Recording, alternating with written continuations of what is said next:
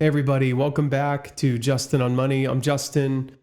I want to start off by saying this is not a political video, okay? It's a monetary one. And I think this is important as we navigate this really uncertain time.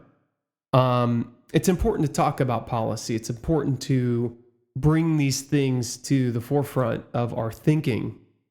But we can't forget about the facts, okay? So we're not here to argue whether Donald Trump was right or wrong. We're here to ask a much more interesting question, and that is, what did Trump's policy reveal about how the global financial system actually works? And more specifically, is what people call the New World Order really just a dollar order? Because regardless of intent, markets do not care about ideology. They care about settlement. So I want to frame this in a very certain way, okay? For years, we've been told the world is moving towards something new. Multipolar power, de-dollarization, okay? The end of U.S. financial dominance. And yet, during the period of the most aggressive trade wars, the most aggressive sanctions, and the most strained relationships with allies, 2016 as well, and even now, the dollar didn't and hasn't disappeared. Okay, in many cases, it actually became more important. So I have a question for you guys. Why do you think that is? If the world wanted out and has always wanted out, why aren't they and why haven't they left? I think we need to think of Trump's presidency as a stress test, not a strategy. Tariffs disrupted trade flows. Sanctions disrupted payment channels. Diplomatic pressure especially disrupted alliances. If the global system were truly ready to move on from the dollar, I think those were some of the moments, and especially now. And yet, what do we keep seeing? Okay, global trade being settled in dollars. Funding markets still rely on dollar liquidity. Central banks still accumulating dollar assets. If this wasn't the breaking point and isn't the breaking point, what is? Would love to know what you guys think. Okay, most people think tariffs are about trade balances, but from a money perspective, tariffs do something else. They disrupt dollar circulation. Less trade invoicing means fewer dollars moving offshore. That doesn't weaken the dollar. It often tightens it. And when dollar liquidity tightens, demand for dollar funding rises. So here's another question for you guys. Does it surprise you that trade friction can actually strengthen the dollar? I want to know what you guys think about that. But let's talk about allies, okay? When Trump pressured Europe, Japan, and NATO partners, the story in the media was diplomatic chaos, but markets were reacting to something else. And I think trust. Because trust smooths capital flows. And when trust weakens, risk has to be repriced. That repricing shows up in FX swaps, bond spreads, and funding costs, not speeches. So here's another question. Do you think financial trust matters more than political alignment? Okay, dumping treasuries, I think is a good segue here. Okay, and you've probably heard threats over the years. We'll dump U.S. treasuries. We'll move away from dollar assets. And yet, it never actually happens at scale. Why? Because treasuries are not a weapon. They're collateral. Okay, selling them hurts the seller first. And in stressed markets, high quality collateral becomes way more valuable, not less. So, we should think about this question. If treasuries were really leverage, why doesn't anyone pull it? But let's talk about sanctions for a second. Trump's use of sanctions accelerated something important.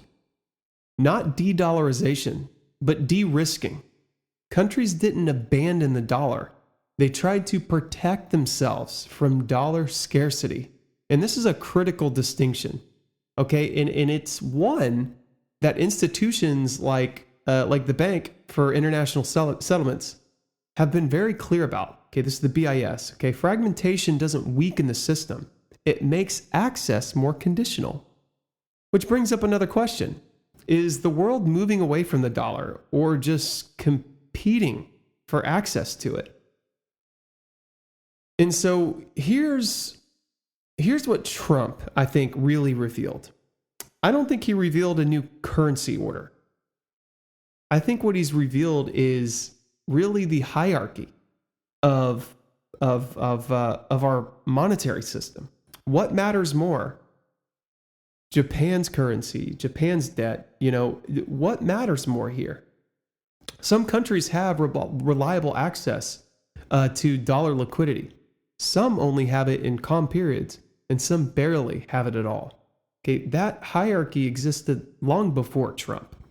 But under stress, it's become a lot more visible.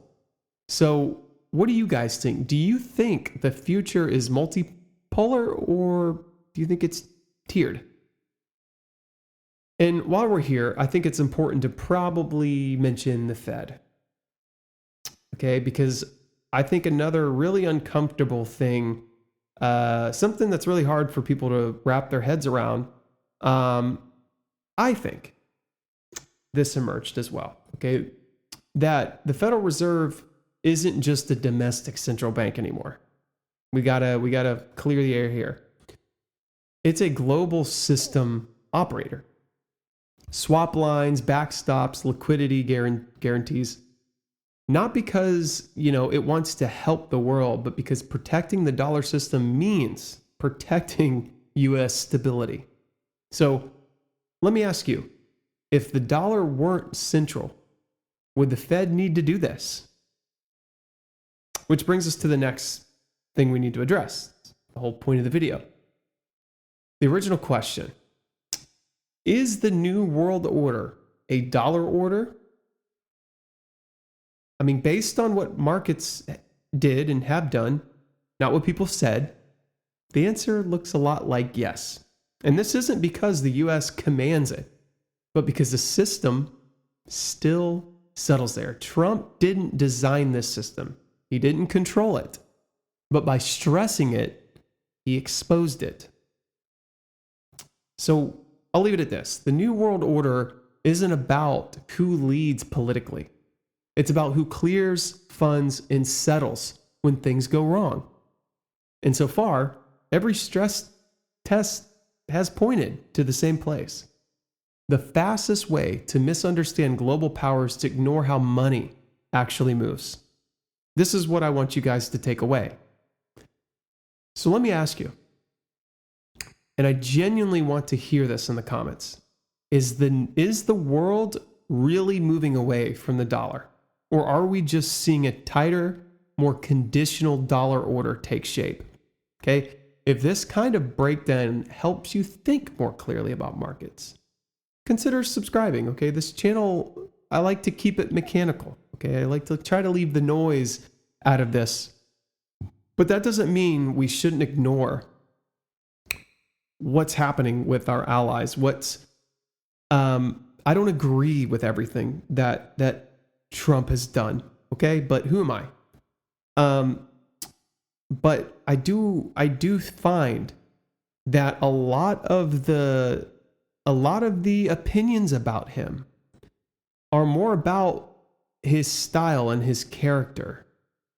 And guys, no matter what, we have to still be able to push all of that aside and look to see how the system works first, okay? Especially if you want to do something about it. So I want to thank you for coming back and seeing us. This is Justin on Money. I'm Justin, and see you next time.